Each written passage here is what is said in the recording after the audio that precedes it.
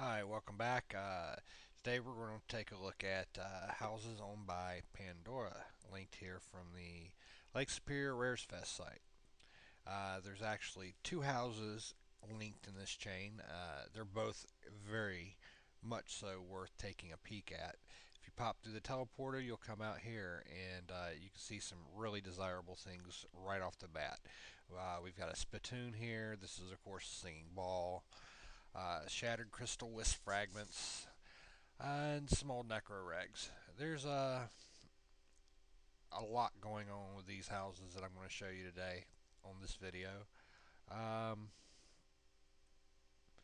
you'll be able to visit them by coming to Lake Superior, taking the gate from Luna to the fair site, and hopping the teleport pad. And this house has got some nice rubble in it. They redone some of the fairy rings out of mushrooms. Of course, a couple trees, a few other things. They've got a sparkle sitting here. Let's see. I haven't found the way to get to the roof of this house yet, but if I step over here, we can see in this floor, we've got some nice things going on here. Uh, just that's probably the teleporter to get to the roof, but let's take a check and see if I'm correct on this. What's this deed?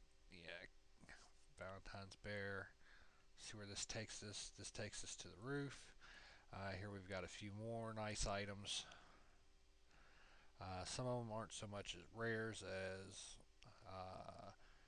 just double blessed and other items of that type. We do have a few rares like Silver Birth Open Book. We got some miscolored food.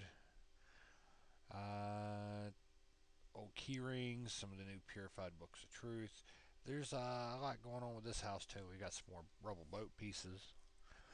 Let's go ahead and hop down and check out what I consider the prize out of this visit. Now, as nice as the this house actually is, wait till you see what I'm taking you to. It's just I can't believe it. It's absolutely phenomenal. So we're going to go ahead and hop through this teleport pad at this house, and it's going to take us to a Tremel castle. Uh, there's so much stuff it's actually slowing down my client loading. Here we go. We're in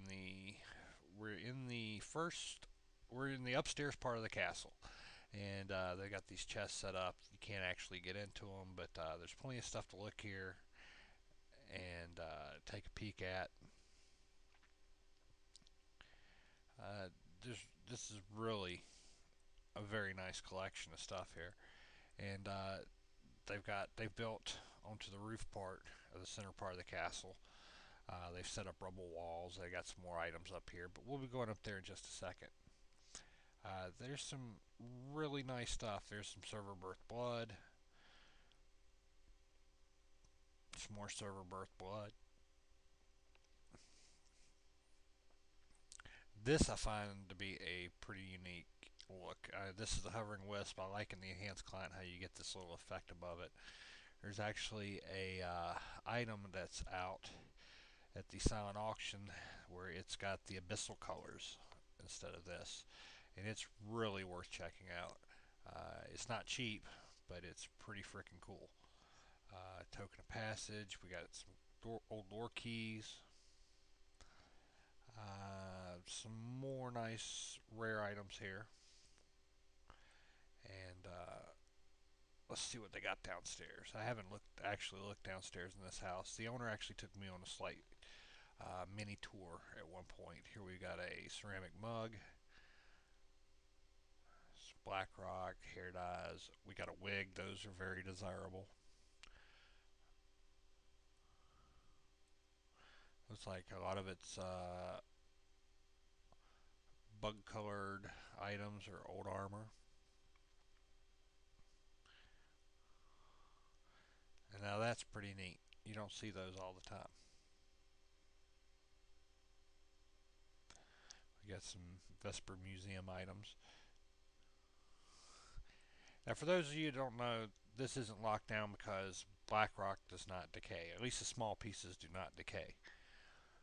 We've got a little kitchen set up here. We got, of course, the ever famous cream pies.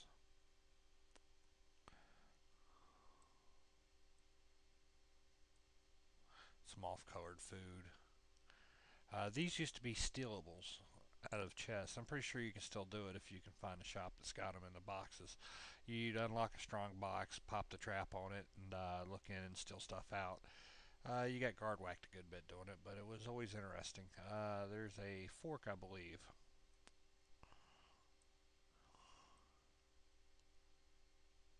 Here we've got some Asian shard slime dye cloth. Everybody loves that. Sewn by items. When used to be when you crafted items instead of crafted by da da da da da underneath the name of the item. This is what you got. It said something or the other sewn by. That was for tailoring. Any item you find like that is extremely old and is very much in demand from certain rares collectors. Here we've got a full set of sigil armor, along with this is what happened with old blacksmithing items where tailoring had sewn by, this had made by. We got plenty of sigil items here. A collection of certain sashes.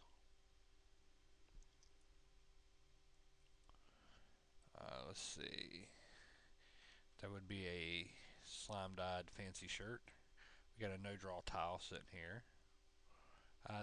Deed to a thatched roof cottage. Now, that isn't a mini house deed, that is an actual house deed.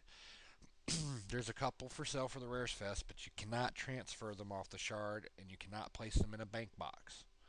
So there is absolutely very little reason for a person to buy them with the intention of moving them somewhere else. They would have to remain on shard. That's just the way these are set up. If you put them in a bank box or if you try transferring them, they will turn into a house placement tool. There we got one of the certificate of captures for slime hunters. These are some more actual house deeds. These are actually pretty nice. Um, yeah, pumice. Now, pumice is one of those funny items. There's been some bugs in the past that let people recreate it. There's a way to tell which ones have been duplicated or not. As you saw, that one was green. Any of them that are going to have a color uh, other than gray were created through use of a bug. Uh, they still hold some value because people want them to set up and try to complete sets. But gray ones, well, I've got one in my pack here that are going to be this color are going to be your real ones. And that's just if you're trying to differentiate between artificially created rares and real rares is one way to go about it. Like I said, it's nothing against the house owner here.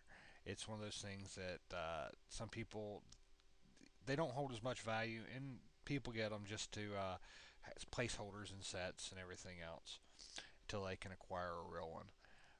Like see, here's another one, along with some Bloodspawn and Brimstone. We're going to go and we're going to take a peek up here. We've got, let's see, another singing ball. We got some of the ask and answer balls, and this is something that's a little bit newer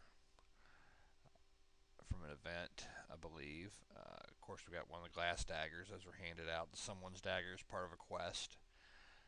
These were given out on Legends, I know. I'm not sure if they were handed out here or not. I know I've got one on Legends. Of course, the buckets. Buckets come in two forms, with water and without. The ones that don't have water in it, people emptied the water out of them at some point so they could use them as a container. So that's where those come from. Let's go ahead and hit this house telepad. And it leaves us inside the castle. But what this person has done is use Goza mats to create an entire another floor to their castle. This is just astounding how much time and effort has been put into this. I brought a friend of mine here last night, and he was absolutely amazed. A lot of this is rubble, some of it's grown plants, other things are deeded items. Uh, this is this part of the house by itself is worth coming to Lake Superior to look at. It's just astounding. These are all the old gift statues. None of these are crafted. But this house, it's the way it's done is absolutely amazing. If you can't think of another reason to come to Lake Superior, come to Lake Superior and see this. This absolutely blew my mind. Uh, it's worth the trip by itself. If you need instructions on getting here, like I said, you go to Luna. You go to Luna Bank, and there will be a gate to the festival site.